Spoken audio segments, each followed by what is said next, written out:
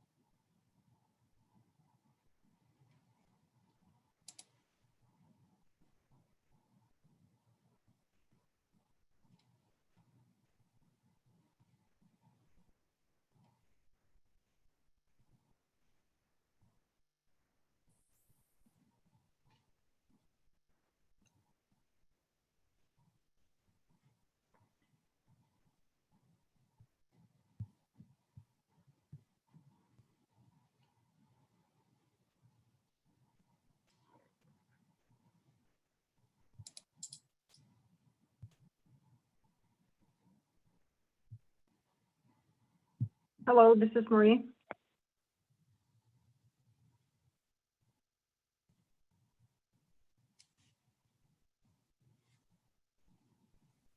Hey, Mary.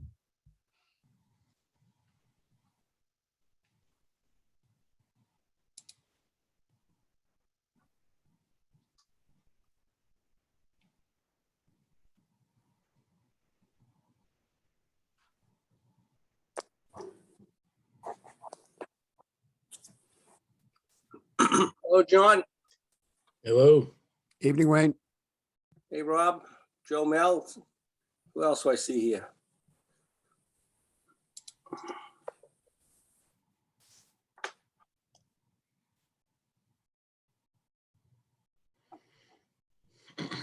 Okay, where's the rest of our committee? Maria's on, I think. Yeah. I don't see her here. Yeah, I'm on the phone, so you Oh, probably okay. don't. All right, so we got enough to start. Yeah, Okay, so I'm going to call the meeting to order at 6:02 p.m. April 26th. Okay, so let's go to minutes. Did everyone get a chance to read the minutes? of the Yes. previous- I have two edits Well, go ahead, John. request. I'd like to remove the apostrophe from STRs. Okay. What else you got? Down below where it references my mention of the swimming pool code being revised, that has not happened yet. So I'd like to change that entry to be is revising, and to have one recommendation is that pools for rent must have a permit. That includes STRs and when a pool is available for rent alone. Okay. Do we have to put that in the form of a motion? I don't think so. Okay. It's Do you just, have reactions to those edits to the previous minutes? I'll update the previous. All right, so hearing none, I'm gonna call a roll call. Start with you, John. We're gonna accept the minutes as edited. Please. yes, On, yes. yes, Marie, Yes, Rob, Yes. and I vote yes. Did I miss anyone? Okay, vote passes. Okay, let's move on to discussion. All right, so where we left off. Well, we kind of left off in no man's land. So this is what I'd like to kind of put it forth as our kind of a next thing to do. All right, we've had a lot of discussion over what may, should, or shouldn't be in. We have right now a spreadsheet with that Rob has been editing as we've been going along. And I think we need to start just making decisions as to what actually should be in this new document and what shouldn't be there. Because if we don't start voting or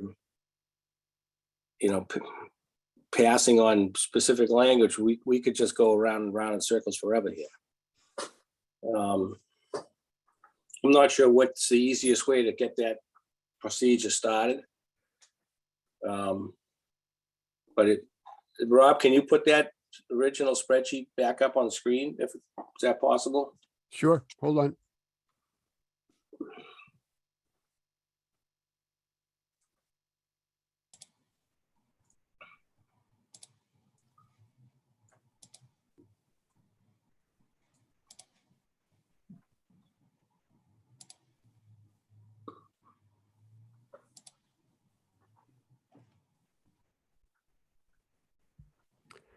This is the master document. We could go directly to what I think are only a few areas where we're not 100% or not fully behind the particular item and vote Okay. that if you want. Well, I'm not even sure how much voting we have to do. I guess, could everyone see this sheet on their screens? Yes.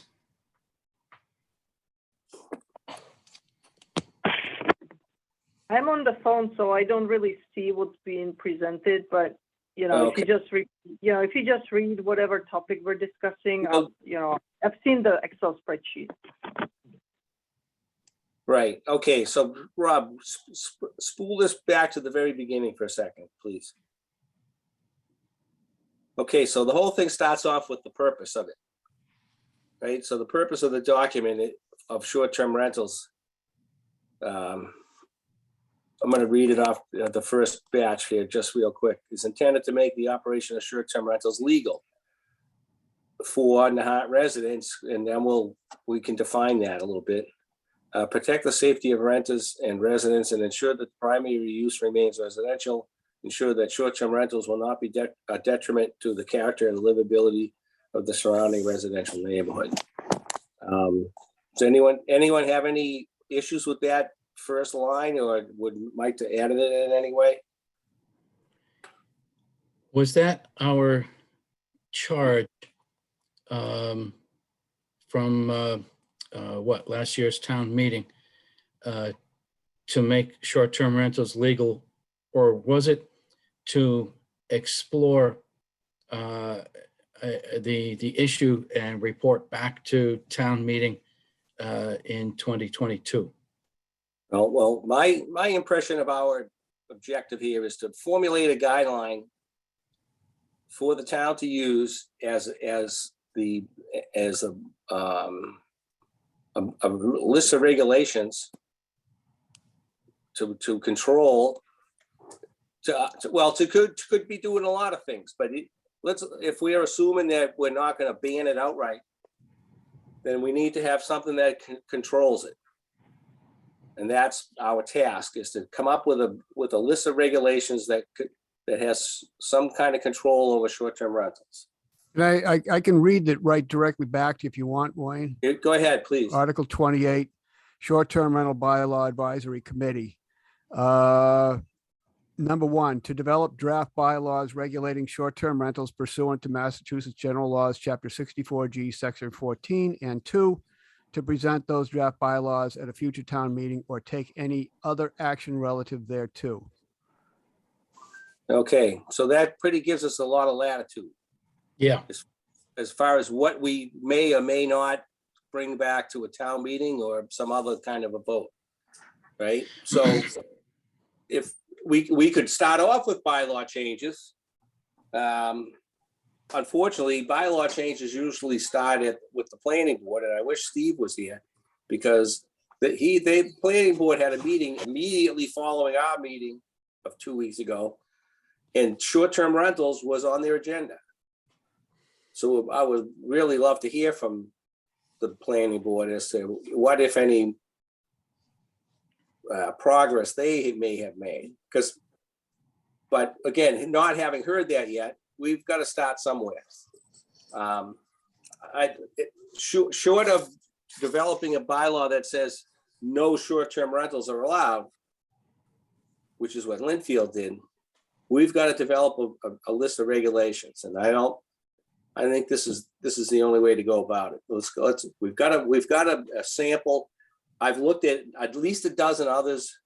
They all look essentially the same. They start off with a purpose. They start off with, and then they follow up with definitions, and then they start going into more detail as to who is eligible, who's not eligible. Then then certain cities and towns have gotten into how many rooms are allowed, how many days of the year they're allowed. We can go into the minutia, but we've got to start somewhere. And this is where I want to start, or if it's okay with the rest of the committee, this is what we've got going. I think we need to at least start here. We can always go back, make changes at some point, but I think we need to get started on some kind of the working draft of some kind of a list of regulations that are going to control short-term rentals.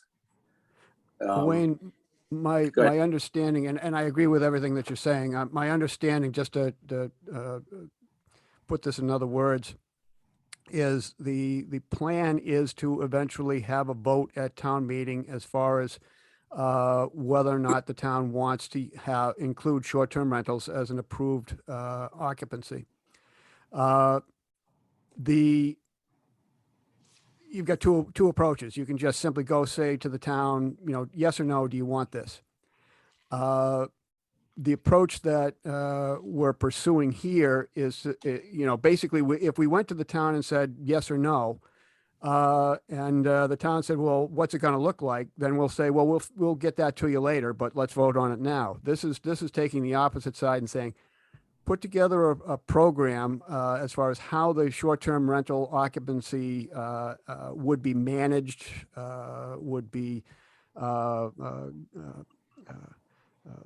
what would it look like as far as who will do the enforcing? What are we going to enforce?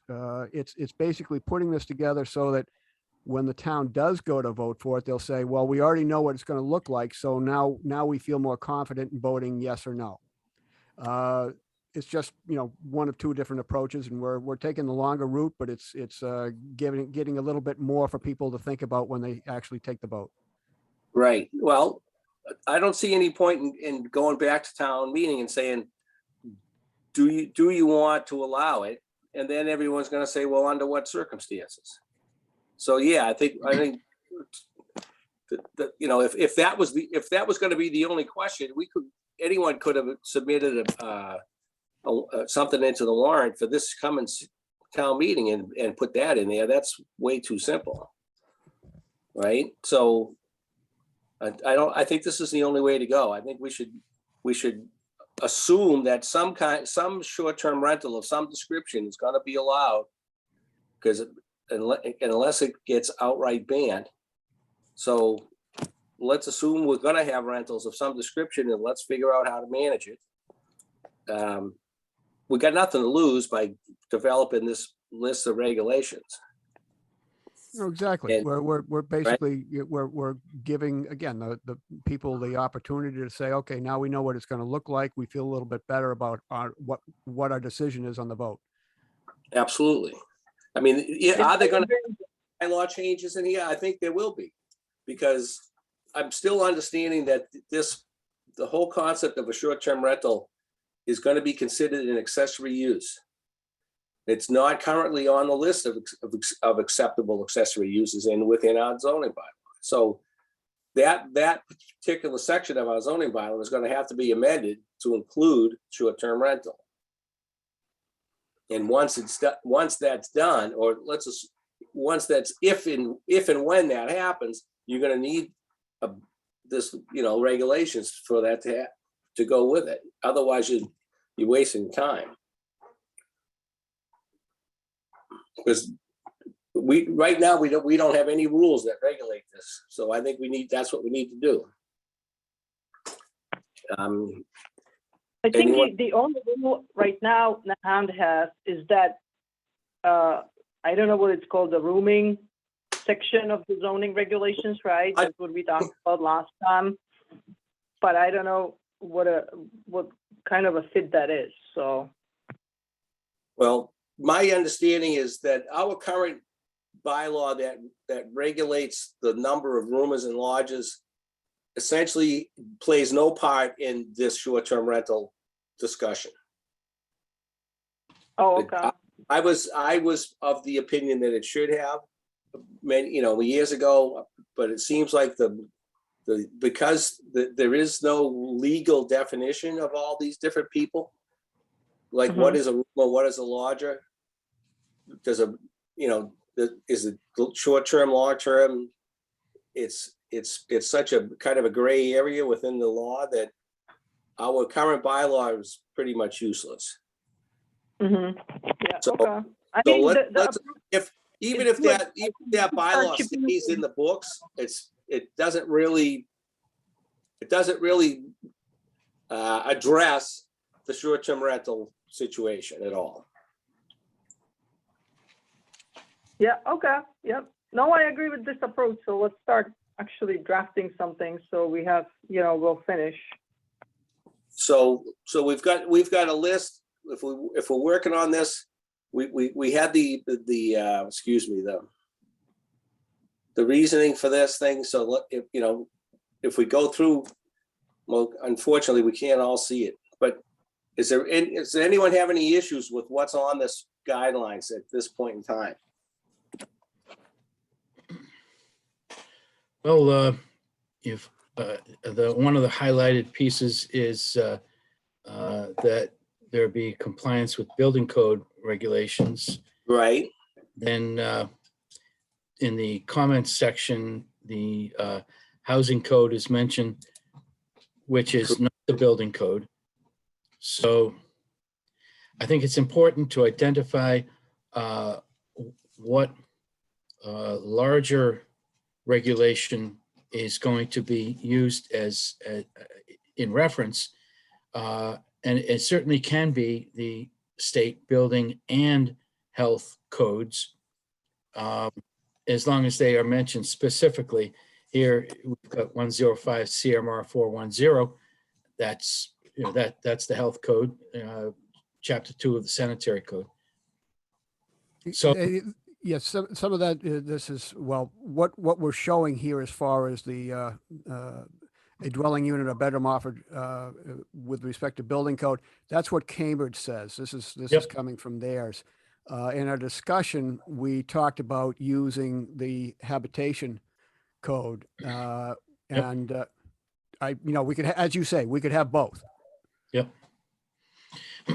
Well, absolutely. So John, I'm understanding that your suggestion here is that we specifically list Massachusetts State Building Code, 780, blah, blah, blah, the whole deal in this, as opposed to just saying building code requirements. if you're going to mention, Is that accurate?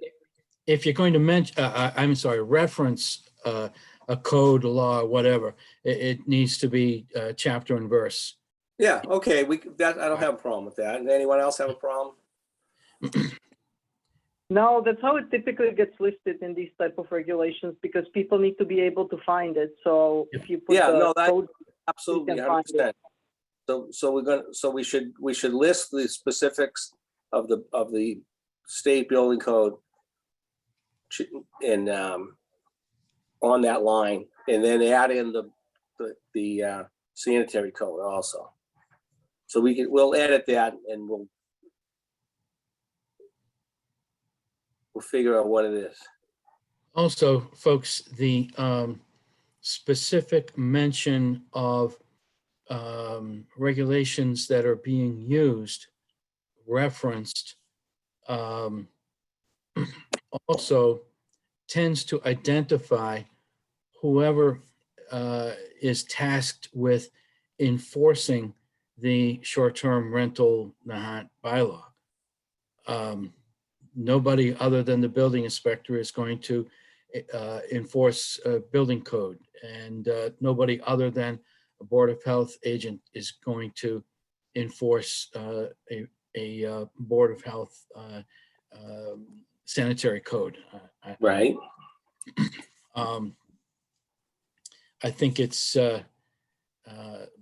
very helpful that these two are, and it can be one, but I think it's helpful to have both building and health codes, housing code in our bylaw for several reasons, as I just mentioned. so John, do you suggest that it says building inspector and the health, or either one? So it's both or either one? What do you think? When you say inspector, I don't think it's necessary, although for clarity in one of the last sections of the bylaw, it'll say to be enforced by, and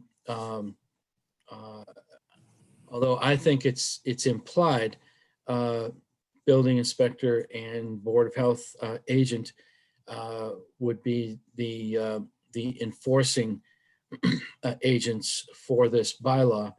I think certainly it lends clarity if it is spelled out later in the bylaw under enforcement.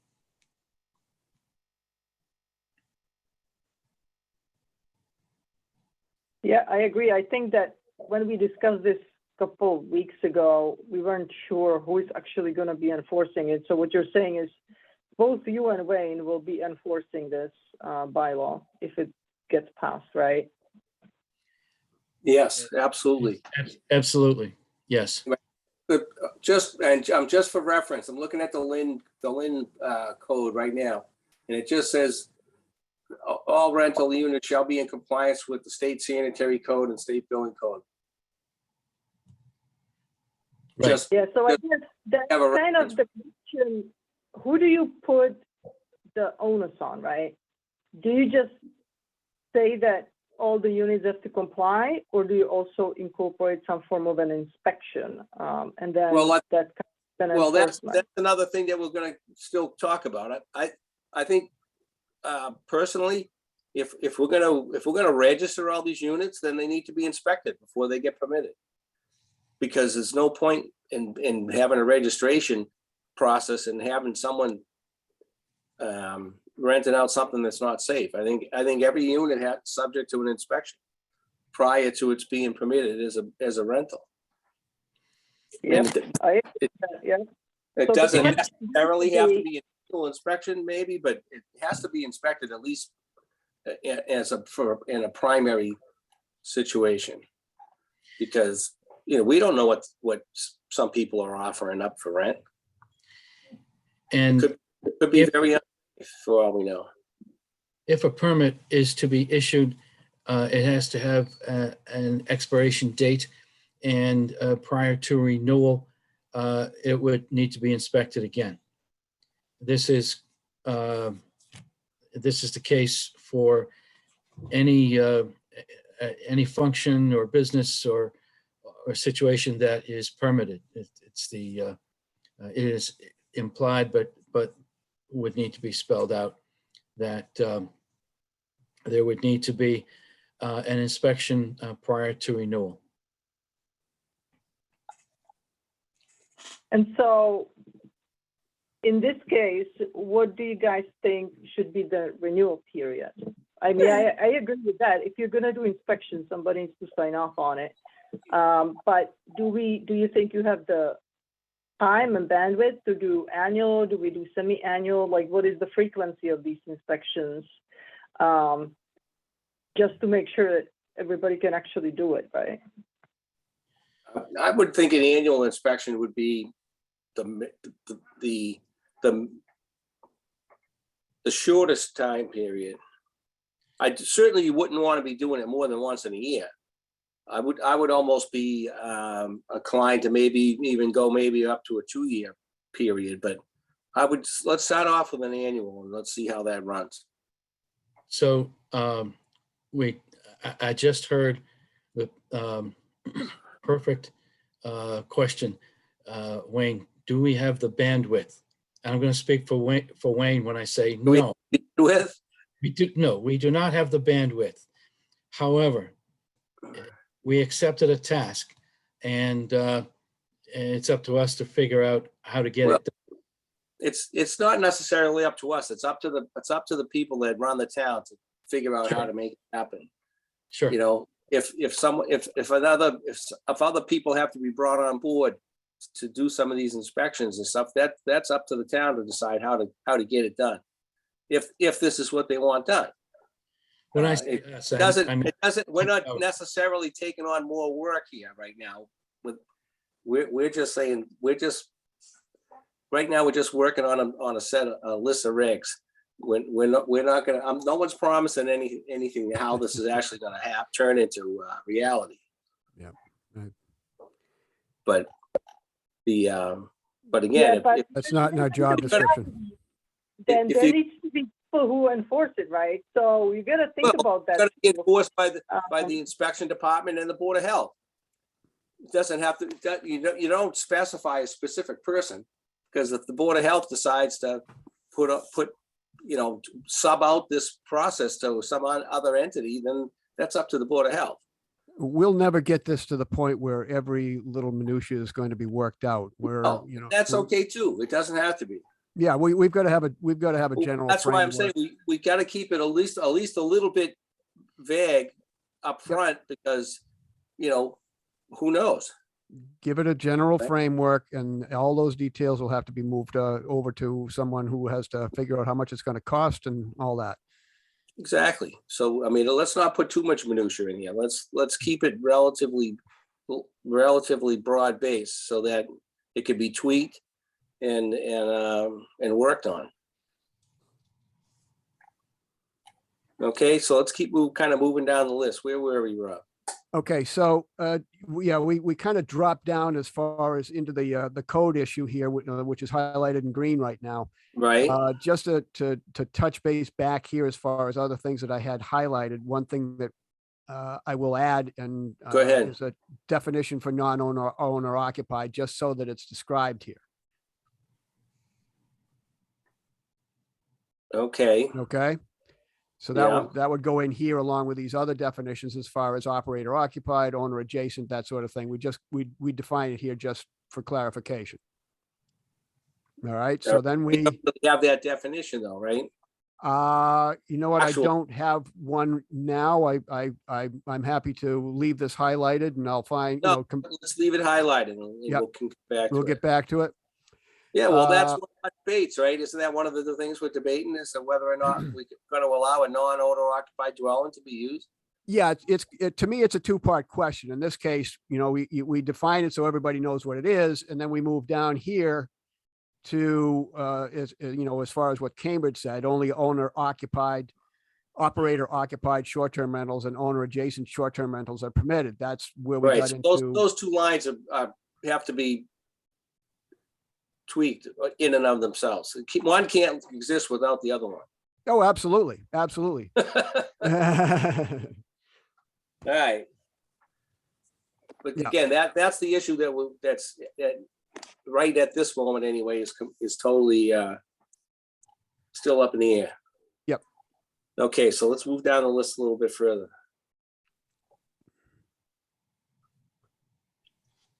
Okay. We're Okay, into so this we've got, section here. Is there anything in contention? Can I just ask a question going back to number one? sure, who am I speaking to? My name is Al Tassel. Unfortunately, I missed the last meeting, but I was on 2 meetings ago. Go ahead. And the way that this was, presented originally was at the beginning of this meeting, and I thought you did a very good job of it. The goal is to come up with the guidelines before it goes to the town, because before the town were to vote on something like this, the residents would want to know, okay, well, what are the regulations? So I agree that that you're going about this the right process. I think one of the big points is going to be number one, which obviously we just learned that's what Cambridge follows. Only operator occupied short-term rentals and adjacent short-term rentals are permitted. I think that's going to be the biggest bone of contention with the residents in this town. And I think if you Go ahead. No, No, go ahead. what I'm saying is, and I don't have units available for renting. I'm just looking at this from, looking out for my own best interest, quality of life, etc. When you say, if somebody were to say, well, we don't necessarily, we can't control what long-term renters do. We can't control what our own residents do, because that's a legal something for the law enforcement. But there's a big difference between people that are long-term renters and short-term renters. And short-term renters, as we know, they are here for vacation. It's a whole different environment. They're not working 9 to 5. So, you're talking about, the quality of life issues and all that. I think that's going to be number one on there, is going to be one of the most contentious questions on this. That's all I wanted to say. Oh, yeah, I absolutely agree. That's why we're kind of actually skipping over that question right now, so that we can kind of get into the body of the regulations, because we know that that's going to be a contentious issue. Okay. So we're kind of like, we're skipping it for now, working on the rest of the guidelines. And then at some point, we're going to come back to that. And 'cause we spent the bulk of the last meeting discussing exactly that. Okay. And, again, it's really not going to be up to us. All we're going to do in that regard is that we're going to make a recommendation. This committee isn't going to decide whether or not that's going to happen. It's going to be a town meeting vote or something else. But we figured if we keep talking about that one issue, we're not going to get anything else done. Okay. No, that makes sense. And That's why we're kind of skipping over that, and we're going to try to go through the rest of the regulations. And then at some point, we're going to go back and we're going to vote, and we're going to make a recommendation to town meeting or whoever it is we actually make this recommendation to, as this is what we recommend. And again, I'm sure no matter what we recommend, someone's going to recommend something else. right. But- Okay. Thank you, Wayne. So thank you. Okay. So a lot of this stuff, and this is some basic rules of operation here. Marie, do you need us to read these to you? You said you couldn't see them. Yeah, it would be helpful if you can just read them real quick to Okay. refresh my memory, because I'm just on the, thank you. All right, so you want to do that, Rob? Yeah, okay. Okay, go ahead. Yeah, we're dropping down the next item here, item 4, a dwelling unit or bedroom offered for short-term rentals shall comply with all standards and regulations promulgated by the Commissioner of Inspectional Services. That term has to be identified, from Nahant's perspective. Right, so who- that's who pretty that much is. the same as number 3. It's essentially says the same thing. Okay. All right. Everybody's in agreement on that? We're okay with that Yeah. consensus? Yeah, Item 5, a short-term rental operator may make available no more than one dwelling unit for operator occupied short-term rentals, which may include the separate short-term rental of no more than three individuals Three- three Go ahead. individual bedrooms and one dwelling unit for owner adjacent short-term rentals. okay, I'm not exactly sure I understand what that says. Yeah, I don't understand what that even means. Basically, they're saying that if you're operator occupied, you can only rent up to three bedrooms. And then if you're operator adjacent, you get to have one dwelling unit for owner adjacent. Yeah, okay, now I get it. Okay. So, didn't we say that we thought maybe only 2 bedrooms would be allowed in owner occupied house? Well, again, that's another thing that we need to debate. Personally, my personal opinion on this matter is because if we can't really rely on, remember this, the whole 2 boarders and roomers thing. I think if somebody wants to rent bedrooms in their own home, it should be limited to the number of actual bedrooms in the house. Less, if it's owner occupied, less the one that the owner actually sleeps in.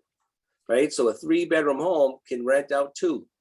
That's what we see in other municipalities go with that, Wayne. They're basically saying that if you're limited by the number of legal bedrooms. Right, so. Can we just put that in? Can we just say, the Nahant rule should be in owner occupied unit, you're limited to the number of legal bedrooms minus the one that's the owner's bedroom? I think Correct. that would be simple, right? Well, again, it works for me. I mean, obviously, if you got a big home and you've got a number of bedrooms that can be rented, then you shouldn't be limited to renting out only 2 of them. By the same token, are we renting out, like, is one bedroom being rented to a specific customer, right? A tenant, and then like a second bedroom to be a completely separate. See where am I going with this? I'm not sure how to explain it. Yeah, we talked about it before. That's the rooming situation, right? That we don't want Well, boarding no, houses still a in short-term hostels. rental, right? So I could theoretically, right? So someone can rent a bedroom to 2 people. If I have 5 bedrooms like that, I could rent it to 5 individual sets of 2 people. Could be from different places. You know what I'm saying? No, it doesn't have to be a group of 10. It could be 5 completely separate groups of people in an owner occupied situation. Now, because obviously you can't let 5 different groups of 2 into a house where there's no one there. How the hell is anyone going to know what's going on? Well, yeah, and we down here in item 9, we've got some language that we see in other municipalities. Again, from what I've seen, other towns are saying that if the owner is present, then they're not worried about how many different. So, you can have like 3 different couples renting separately, 3 specific bedrooms within the owner occupied unit. The only time they start to bear down on this is on item 9, where we see an operator occupied short-term rental during which the operator is away from the dwelling unit for more than 7 consecutive days may be rented only as a whole unit to one party of short-term renters at one time and not rented as separate bedrooms or separate parties. I'm not 100% clear as to why they all seem to do something similar to this, but like I said, because obviously you don't want 5 different couples showing up to a house and there's no one there to run the show. oh, I get that. I just don't understand why the operator or the owner operator, or I should say the resident occupant is even allowed to be away for 7 days. Well, I mean, you know, owner Well, occupied, because you they can't- actually get you're not paid going to for quit it. your Wow. job just because you're renting a place, right? So it could happen that you have a family situation, you have to go away for a couple of days. And if you have intelligent people there, you're not worried about noise and people partying. So I think that's why they're saying that. If you have one family, it's just, you know, parents, couple kids, they're staying there, you determine their intelligence, and then you want to go away for the weekend, why shouldn't you? Or you want to go away for a longer period of time, right? But it's almost like you already know as the owner that these people are not going to cause trouble. So I can see why some people think it's okay, but I don't know. You can have people that are noisy even if you're, you know, away for one day. So it's the risk you accept when you do these short-term rentals. All right, so I'm not sure where that brings us here. So is that line 9 language even necessary? Or do we need to think we need to change it? Well,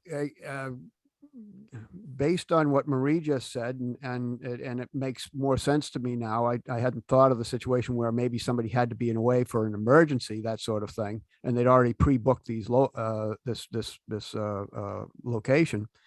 Yeah, I think it is a good thing to have in there, and I think 7 days is the most that I would consider.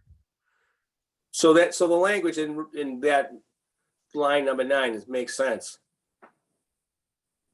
Yeah, I can see that that falling into that. Now, I would hope that they're not the operator is not going to use that to their advantage and constantly keep renting the place out as a non-hosted short-term rental, but that's something else to deal with.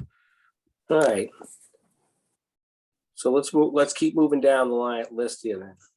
Okay, so we just jumped a little, I think. All right, there we are. Okay, go ahead.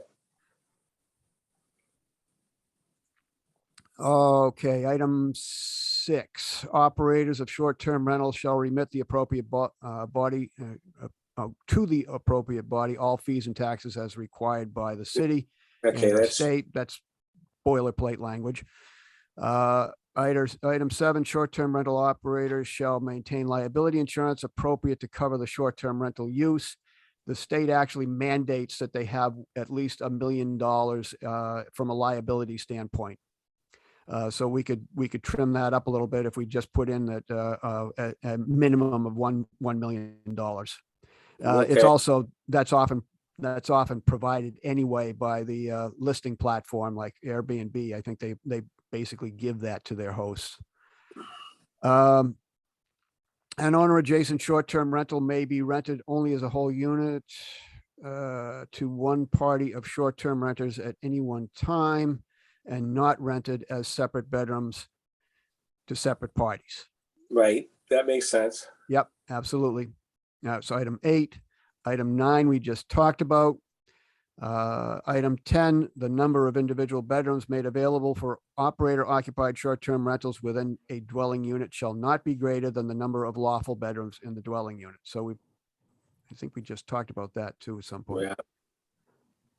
So we've got that well covered.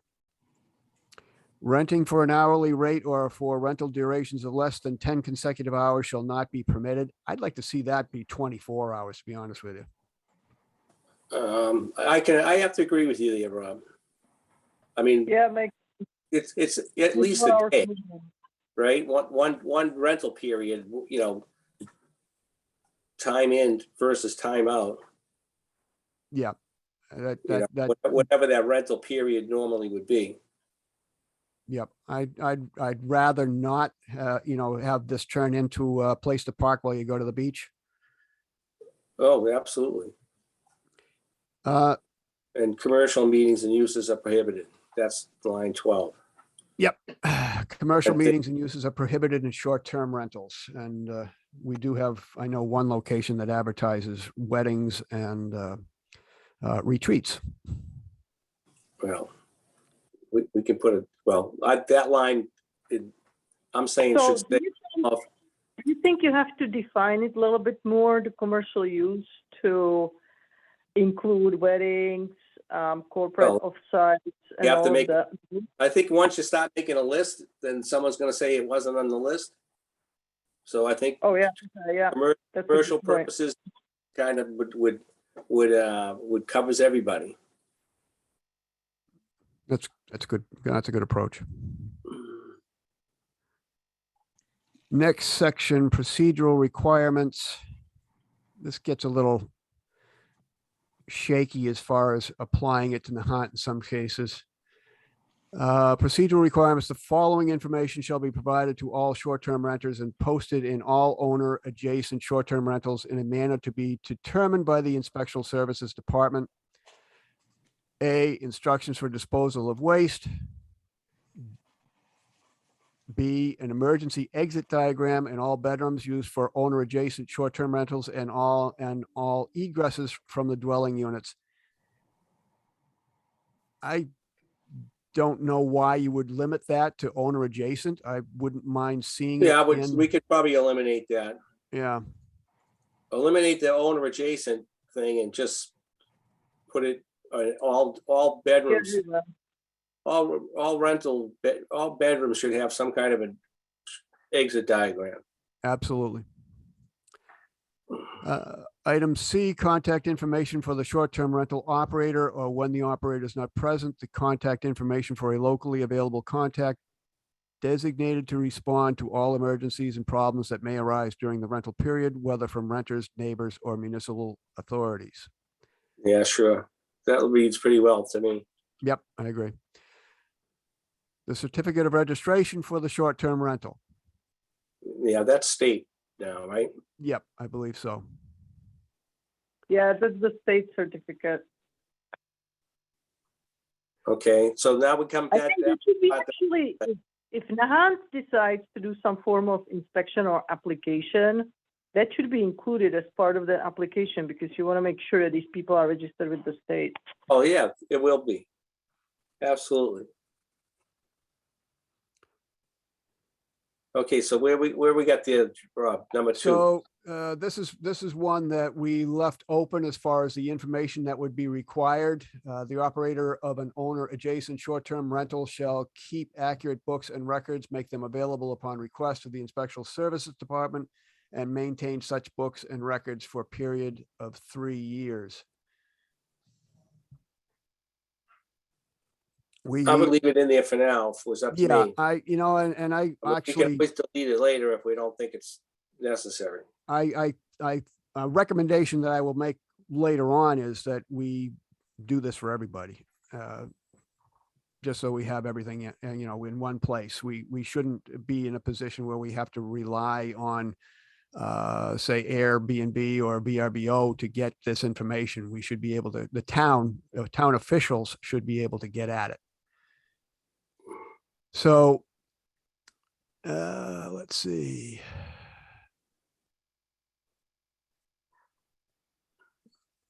So let's say that the question we had here is, who is in charge? The yet to be named in charge person shall have the authority to promulgate regulations to carry out and enforce the provisions of this section, short-term rentals. So that's just keeping it open-ended forever, for whoever is obviously managing this, so that they can make changes. I think, Rob, didn't we say that it's really the Board of Selectmen? I've got promote Board of it. Selectmen with a question mark next to it, but we were kind of up in the air as far as what that, is that as the Board of Health, as the Board of Selectmen, is this a town administrator thing? I'm really not sure. And I don't think we have to do that. There could be a yet to be named person who's going to be overseeing this whole program. That's true. So let's leave that open for now. Okay.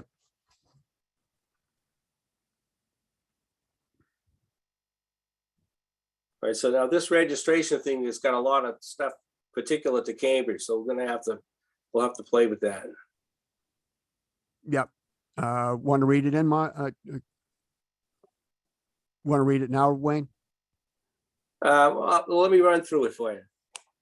No, All right, okay, go ahead. well, let me read it so that we understand that it doesn't all apply to us. Yep. Right, all dwelling units offered for short-term rental shall register with the town and secure a certificate of registration according to standards set forth by the Commissioner of Inspectional Services and pay all associated fees. Certificate of registration shall require the operator to agree to abide by the requirements of this section. If the operator is not the owner of the property, the operator shall provide written evidence that the owner and the condominium association, if applicable, has consented to the short-term rental use. All operators shall provide the city with proof that one of the units in the structure is used as the operator's primary residence. So that's one area that's still going to be up for debate. Either by providing proof of enrollment in the Cambridge Residential Tax Exemption Program, or providing an affidavit signed under the pains and penalties of perjury stating that the dwelling being used for short-term rental is the operator's primary residence, a property title or tenancy agreement along with a photo ID and a government or utility correspondence with operator's name and address issued within the last 3 months. So obviously we can't leave the Cambridge Residential Tax Exemption Program in there. No, I'll trim that up and try to fill in as many blanks as I can as far as making it look like Nahant.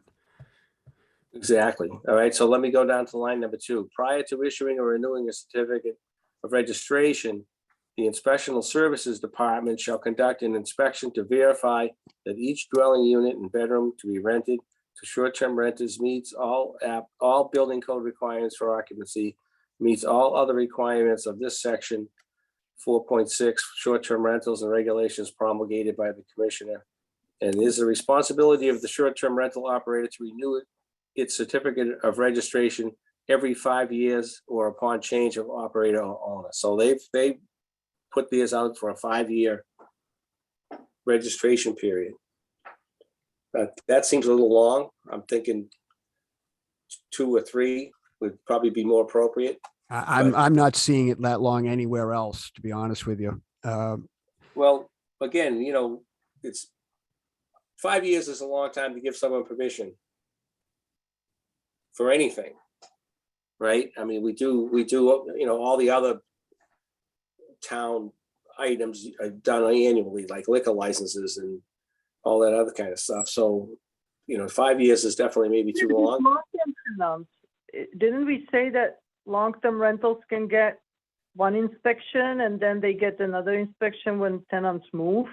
Well, that's Which could a whole different thing. Completely different requirement.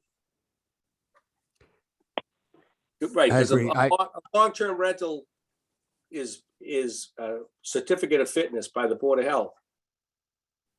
And so, yeah, obviously, once you've given someone a certificate of fitness, there's no need to go get a new one until that tenant moves. Kind of like your smoke detector certificate, right?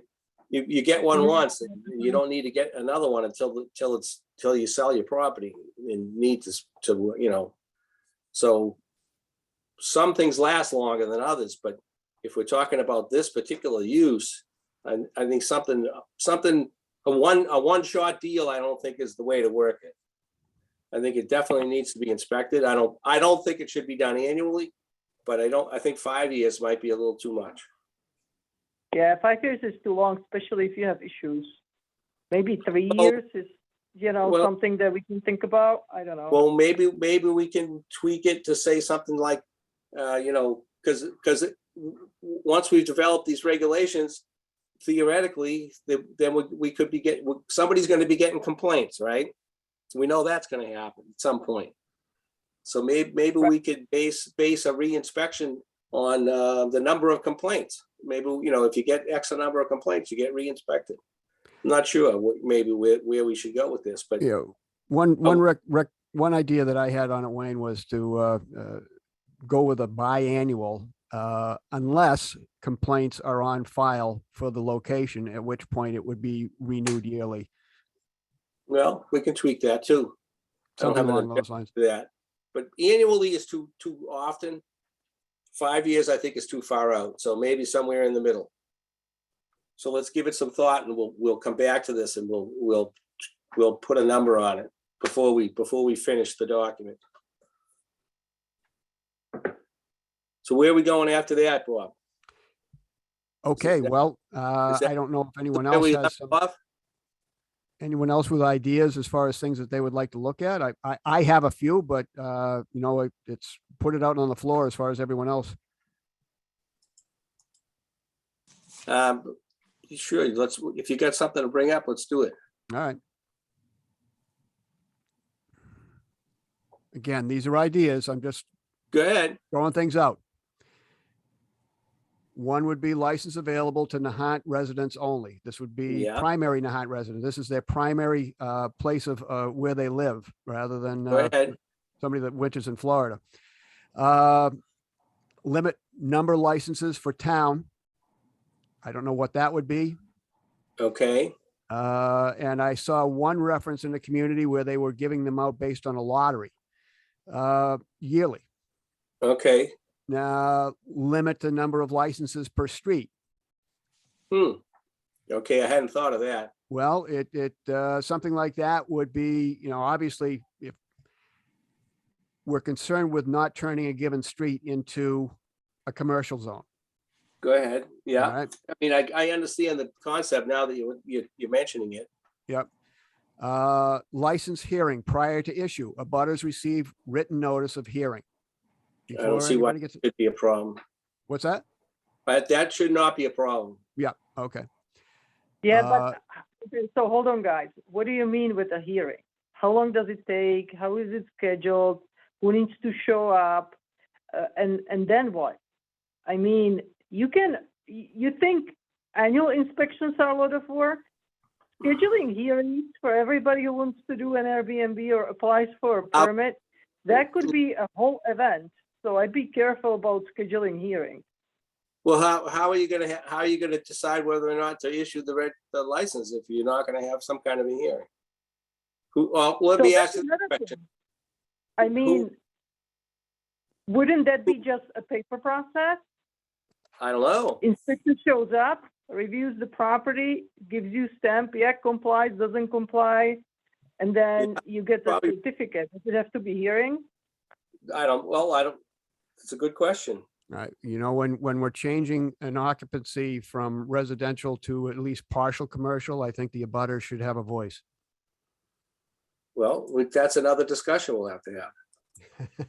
I have to admit, I reviewing other cities and towns, I've not seen anything about a hearing relative to whether or not you're gonna get permission. It's That's basic. right. I'll send you basic- some examples. I've Yeah, seen this a no, couple I'm times. sure you will, but I haven't noticed that in what I've been reading. Yep. So basically, this would almost function like a special permit and zoning board of reviews, right?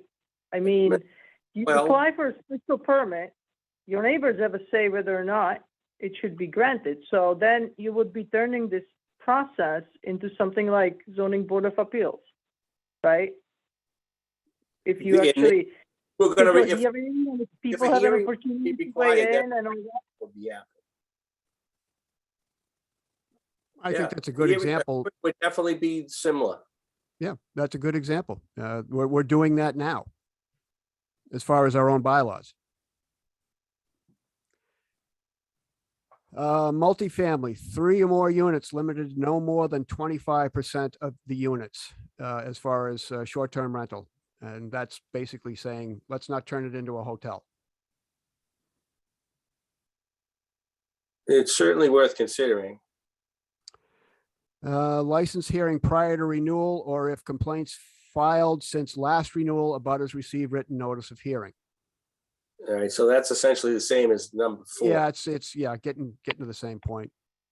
I think it's kind of the same, except I think these guys are just trying to limit it to places where there are complaints. So that Yeah, you're as not far- spending yeah. too much time on routine licenses where nobody has a problem. I'm saying renew it on the next renewal, go ahead and do it unless you've got complaints on file, in which case you got to notify everybody we're having a hearing and make sure everybody's comfortable with it.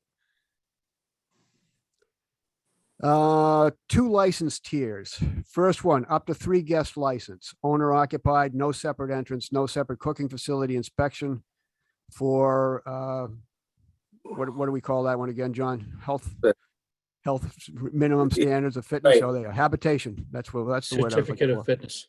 for. B, the special permit, which Nahant currently refers to as an S permit in our bylaws for 4 or more guests requires inspection for IEBC and IFC compliance. Right, that's, Uh, yeah.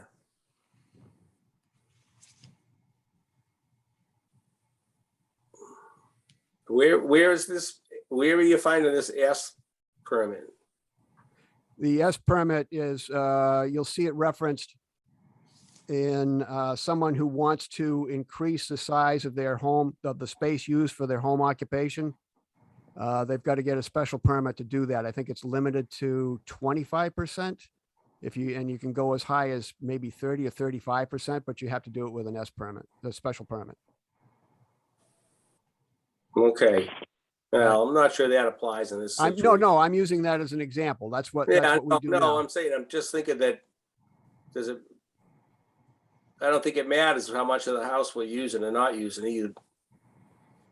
If we're gonna limit it, if we're already Yeah. limited to the number of actual bedrooms, then we can't, I don't see where that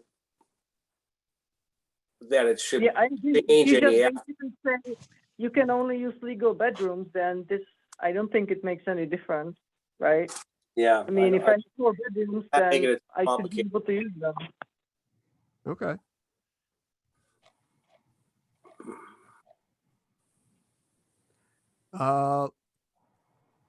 License must demonstrate active use since last renewal or be forfeited.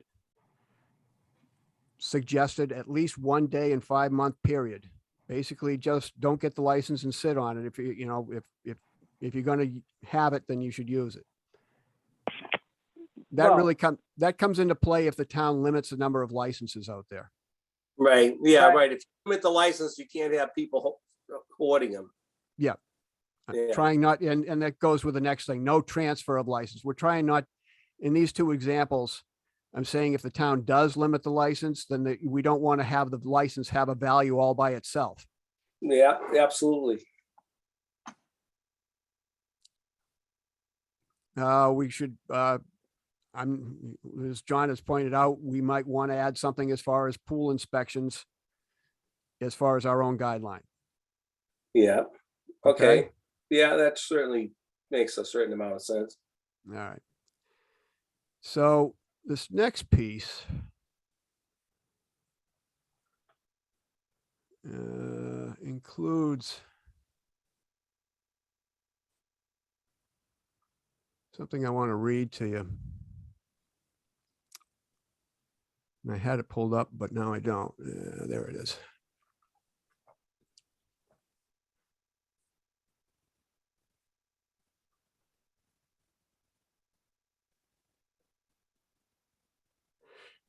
So NFPA in their fire code handbook, NFPA 1, has a discussion where they're talking about the difference between a family occupancy and an occupancy that has transient lodgers or includes transient lodgers. Right, In their statement, they're saying if more than 3 outsiders are accommodated in rented rooms within a dwelling unit, the occupancy should be classified as a lodging or rooming house and should meet the requirements of Section 20 and Chapter 26 of NFPA 101, which is their life safety code. right. Okay, the reasoning behind this classification guideline is that outsiders do not tend to keep each other as informed as family members do with regard to conditions within the building. In addition, when occupying their rooms, they keep their room doors closed more often than do family members. The lack of communication and reduced openness and awareness justify the additional alarm system, vertical opening, and corridor wall and door requirements that apply to lodging or rooming houses. I've made some suggestions as far as, or I will be making some suggestions a little bit further down here, as far as things to consider about with respect to safety. And in addition to what the NFPA says, and we see similar comments as far as the International Fire Code and the International Existing Building Code, that when we move towards, well, away from a residential and start moving into transient lodging, you need these additional defenses. Now, just a look at what's currently advertised for Nahant in Airbnb and VRBO. Go ahead. The average residence that's being offered, whether it's apartment or whole house, the average that they're saying that they can hold is 6.6 people. We have some that say that you can have 16 and 15, 10, 11, all in these buildings. Go ahead. So I'm suggesting, based on, again, these code references and how the properties in Nahant are actually being used, and there are currently, as far as listings advertised, we have 24 of them. Well, let me go back, step back one more. So what additional requirements would be placed on these structures if to comply with this, what you're talking about? Well, depends on how far you go. I Well, think that we should at basics. least have hardwired smoke detectors Go that are ahead. interconnected from basement to the whatever upper floor there is Go ahead. for early warning. If we're getting up into occupancies of 10 or more, maybe we should be thinking about saying that you're going to need a more robust system. Maybe that system should include heat detection and some sort of a reporting system. The concern, obviously, is that not only do we have large scale occupancies being offered here, the concern is that if something does happen, the earliest warning possible is going to save some lives. And I was kind of hoping Steve would be here because I wanted him to talk about what Revere would send if they had a single family residence. The telephone alarm, there's fire extending from the roof or from the windows. In most adjacent communities, they'd probably have 2, maybe 3 engines and a ladder that would all respond immediately. In Nahant, we have 2 people on duty who have the ability to take a single piece, whether it's the ladder or the engine. Hopefully there's going to be someone responding quick enough that they're going to be able to hop in the vehicle on a callback and give them some help. Then when that vehicle, when that piece arrives, and they'll either be calling for help or they'll be waiting for our ladder truck and second engine to become manned and respond. Again, concern is the number of people that are being invited to stay at these places. If we're going to do that, we have to look at the system that we have in place as far as ensuring their safety, and basically put it on the people who are offering this to make sure that they have a system that's going to help protect them also.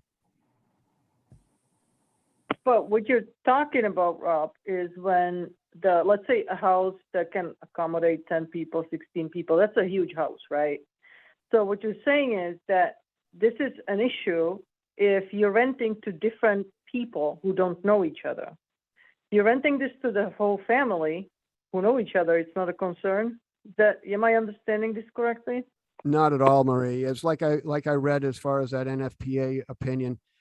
These people are not familiar with the house. That delays their ability to get out. If it's dark, if they're feeling their way around, there's confusion. If let's say, for example, they're sleeping up on the second floor and there's a fire in the basement, that fire is going to have a chance to move. It's going to have a chance to build. And once again, exacerbating the ability of the people on upper floors to find their way out. Now we've got smoke-filled areas. again, the property is not familiar to them. They're panicking. They're trying to find their way out. But they're not familiar with the house. I'm not asking to require that we put in backup emergency lighting or exit signs or anything like that. But I am suggesting that we make sure that if you're going to have that number of people potentially staying in your house, that you have the best possible protection. Right, so currently, Rob, that house, this fictional house that we're talking about may or may not have interconnected smoke detectors. Absolutely. There may be some that'll be fine. Right, But how is it if different than a family? a I big mean, house, any big house that does not have interconnected smoke detectors certainly should, even as a matter of principle, never mind, what the issue that we're discussing. But I don't see a problem in requiring it. And Yeah, but any different building, from any other no house. matter what the size of it, any building that wants to have this short-term rental license should have interconnected smoke detectors. Because it doesn't have to be a big house for the person on the third floor to be, if there's some kind of a fire in the basement and they don't hear the alarm going off, then they're still going to be in big trouble, even if it's not a big house. I agree 100%, Wayne. I'm for it in all cases, but I'm pointing to at least the situation where if we wanted to create a separate tier, then that would be 4 or more, and we might want to have a third tier when we're talking 10 or more. I don't know. Well, I'd be very comfortable with that. Everybody has to have interconnected fire alarms. I would find it odd that anyone would even not have them at this point in time. But I suppose there's definitely some homes around that probably don't. Well, I think the habitational code is just saying smoke detectors, so those could be single station. John, can you elaborate on that? Say that again. You mean the housing code? A housing code, rather. Code. I'm sorry. Is there anything in the housing code that dictates smoke alarms, individual stations versus interconnected? Oh, no, it has to be of a type and location approved by the local fire department. That's it. Yeah. Okay. So that's not necessarily interconnected. It just means acceptable. No. All right. Well, we can have that conversation, find out what technically is acceptable at this point in time. But certainly, I don't think that would be a big ask of someone that's gonna be renting out rooms to a dozen people, that maybe they should make sure they have interconnected smoke alarms. I agree. Right, John? I mean, I don't think that's a big ask. And again, like you said, just for safety purposes, if you've got a big home and there's a smoke at one end of the house and it's a single station smoke, and someone's pushing the button or taking it apart to make it so no one hears it, then you could end up in some trouble. So if it's interconnected, you're not going to be able to stop it. I think we definitely need to address the issue. We'll have to work out the details. Okay. All right. Yep. All right. So Ashley, I think this is a good place to kind of take a breath. I'd like to ask any non-committee participants if they'd like to jump in here with a question or a comment.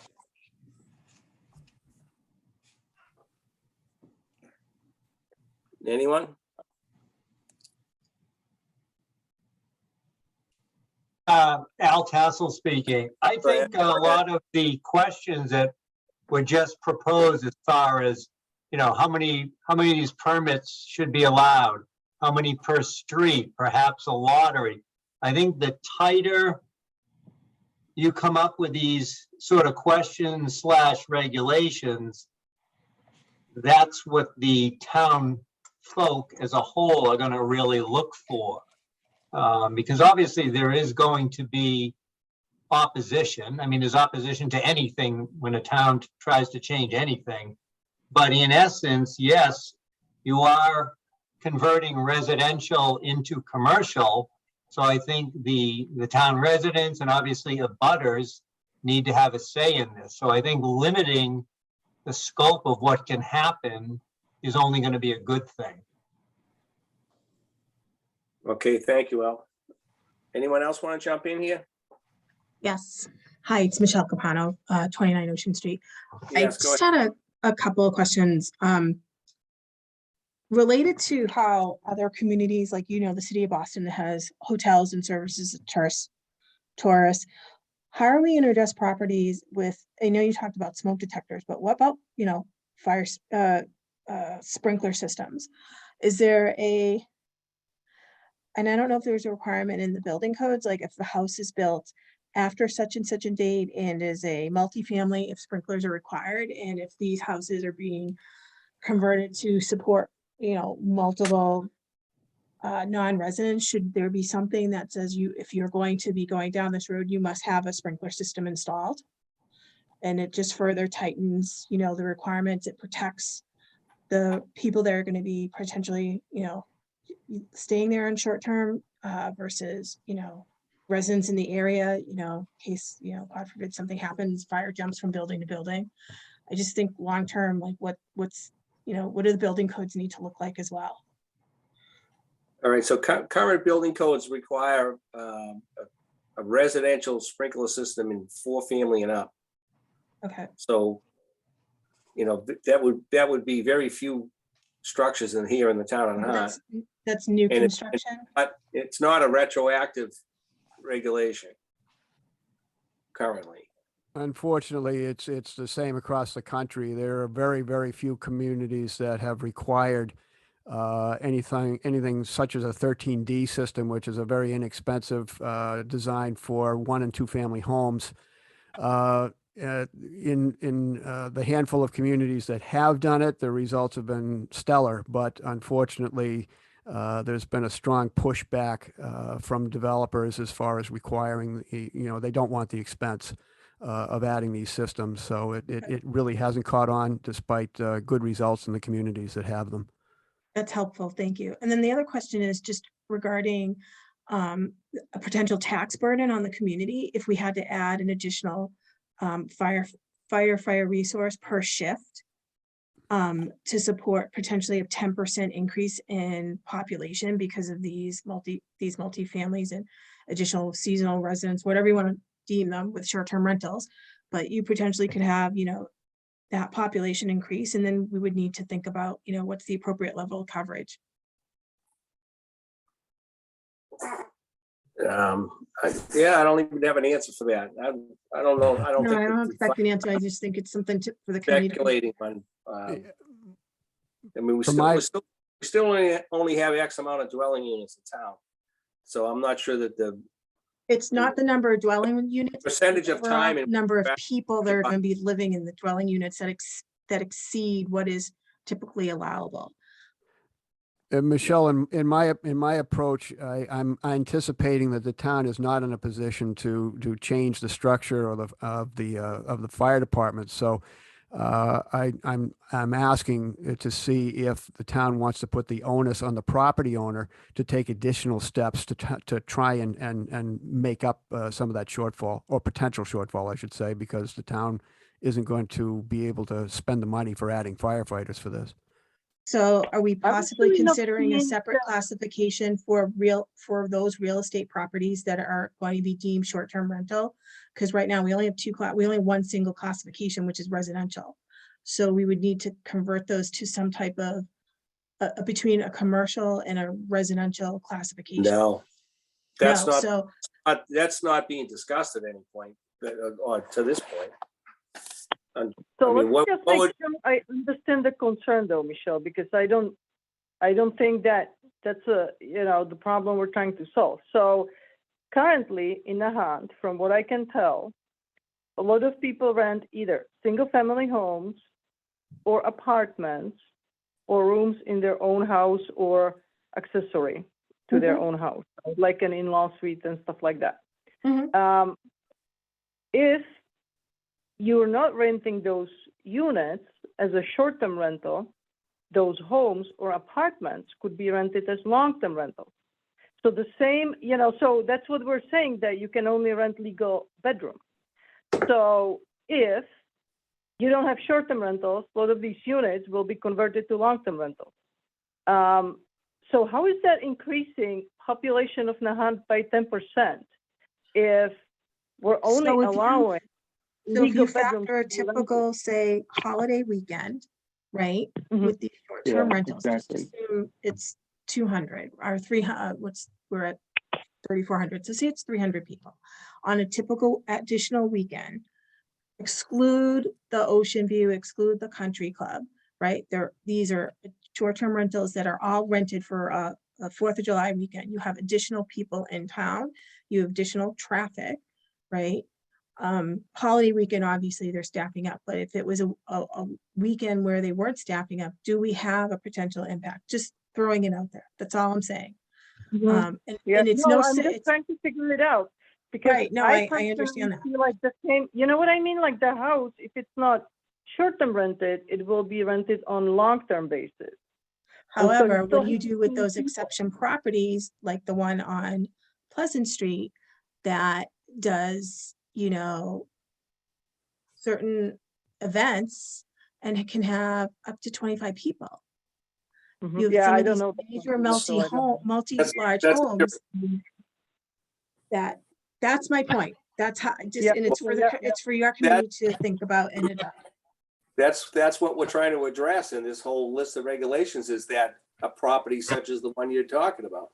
Right. Because under the regulations that we seem to be promulgating, that's exactly what we're trying to do away with, is people doing stuff because just willy-nilly, like what they want.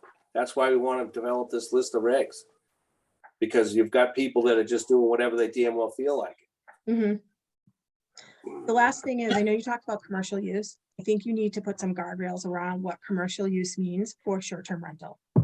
And I don't mean the specificities that you alluded to before, but I think you need to come up with some broad language, because commercial use has various interpretations. And so you don't want to mix commercial use between, other established businesses in town. Okay, yeah, sounds reasonable. Okay, anyone else out there want to make a comment or have a question? Hi, this is Sue Jolian, One Fenaway, and I'm going to kind of tag on a little bit to Michelle, and I'm actually going to turn my video on for a minute so you all can see that I actually, whatever. But Actually, your actual person? yeah, I'm an actual person, and I actually live here in Nahant. But I'm coming at this from like two different standpoints, and one of them has to do with Michelle's standpoint of like places that say like, hey, this is what we're doing, and they're not renting for a very long time, but they do have a significant impact on the neighborhood. I know that we're talking about the place on Pleasant, but there's more than one that's like that in town. But I'm also trying to think of places like, I don't know how this would impact places like the Country Club that do rent on a, not necessarily a yearly basis, but a short-term basis. So I'm trying to think of this from both sides of how do we make Nahant accessible without making it a place that disrupts the town and the town's culture. All right, so let me address the Country Club for you. Country Club is a lodging license and would be totally unaffected by anything that we do within this list of regulations that we're talking about. Okay, that's good to know. So, it's a totally separate thing, isn't covered in this list of regulations. Okay. They're not considered a short-term rental. It's an established lodging house. And, but as far as the use of existing properties for occasions or for rentals, those are the things that we want to make sure that's what we're going to put under control. Yeah. Well, or attempt to. I'm not saying, obviously you can make all the rules you want. So there's always going to be someone out there that's going to disregard them. But, the registration process and the complaint process and so forth that we'd like to establish is what's going to control those things. Well, and that's helpful to know the difference between that. And please forgive me that I'm not a member of the committee and I don't know all of the different, like rules and regulations of how everything works. But one of the things that we've talked about tonight was one of the in the list of if it's a I guess it's like a residence in common where one of the rooms is occupied by somebody who lives in the residence. And I have to tell you, I'm an Airbnb-er. I have done Airbnb so many times and it's great. It's a great experience to go and live in a local neighborhood. But I think that what we're all considering or what we're concerned about is like, how are we protecting the culture of our neighborhood and making sure that it is still how it is. So that particular rule of, like having somebody who's actually there, I think that that's something that needs a little bit more discussion to make sure that we're adhering to it and making sure that that is something that is viable. Okay, sounds good. Yep, thanks. All right, so I'm regrettably shooting at a really low battery, so I'm gonna have to, and we're way over our usual limit. Everyone can still hear me, right? Yep, you're there. Okay, so my unit here is about to shut down on me, so I'm gonna entertain a motion to adjourn. I make a motion that we adjourn. Second? Second. Okay, Rob? Yeah, aye and nay. All right. Marie? Aye. John? Aye. Myself, aye.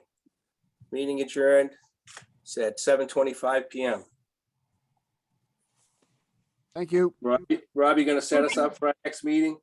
Will do. Yeah, 2 weeks. Okay, sounds great, Rob. Thank you. Good meeting, guys.